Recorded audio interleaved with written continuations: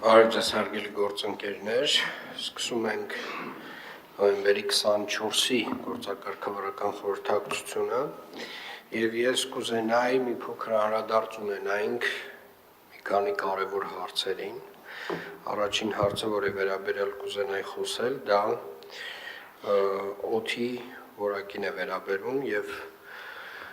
ինչպես արդեն տեսնում ենք, արդեն ձմեռվա ամիսները մոտ են եւ տեսնում ենք, որ օդի որակը էականորեն գնալով նվազում է։ Եվ ուզում եմ նաեւ խոսենք մի փոքր դրա պատճառների մասին, որովհետեւ անընդհատ տարբեր խոսակցություններ եւ տարբեր քննարկումներ, մասնավորապես շինարարական փոշու մասին են խոսում, բայց մենք տեսել ենք արդեն որևէ տարին, որ սրվում է խնդիրը հենց ձմեռվա ամիսներին եւ մասնավորապես նախորդ գիշեր մենք արձանագրեցինք օդի որակի էական վատթարացում պայմանավորված Հայաստանի Հանրապետության տարբեր հատվածներում խոշոր հրդեհներով, մասնավորապես օրինակ Ճամբարակում խոշոր հրդեհներ էին տեղի ունենում, բայց իհարկե խոշոր հրդեհները մի վտանգավոր երևույթ են եւ ուզում եմ շատ հստակ արձանագրել այս տեսակ հրդեհները եւ իրենցից արտանետված տոքսինները, նյութերը էականորեն ավելի վտանգավոր են, քան շինարարական փոշին, քան այն փոշին, որի դեմ մենք շատ ինտենսիվ պայքարում ենք։ Բայց ուզում եմ նաեւ արձանագրել, որ այն ինչը որ միգուցե շատ դեպքերում սովորական էր թվում տասնամյակներով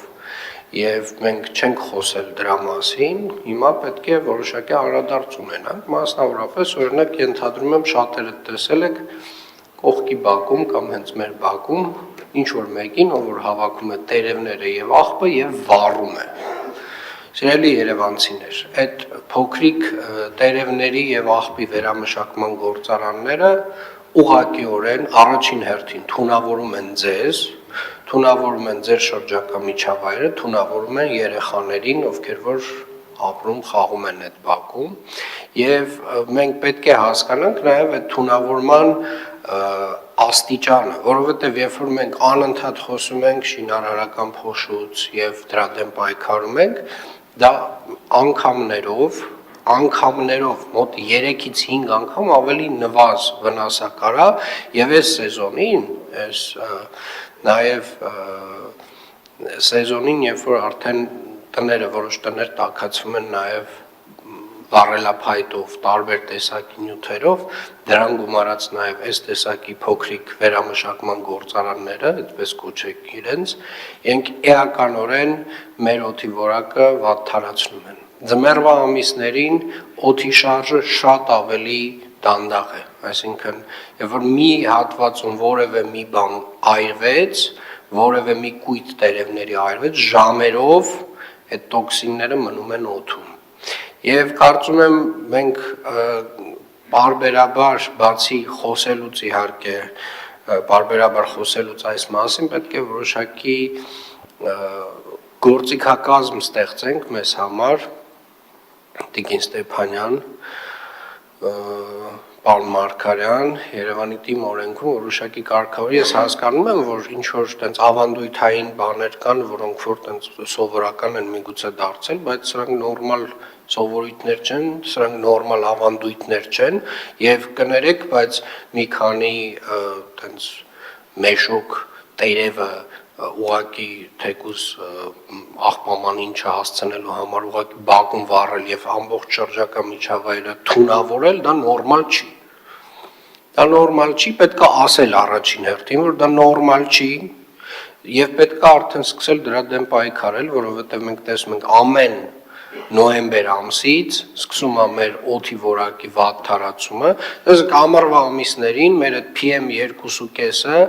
վատագույն դեպքում, չգիտեմ, 50-60 է ցուցանիշը,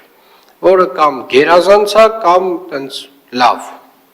այդ կամ կանաչ շրջանակում է, կամ դեղին։ Հիմա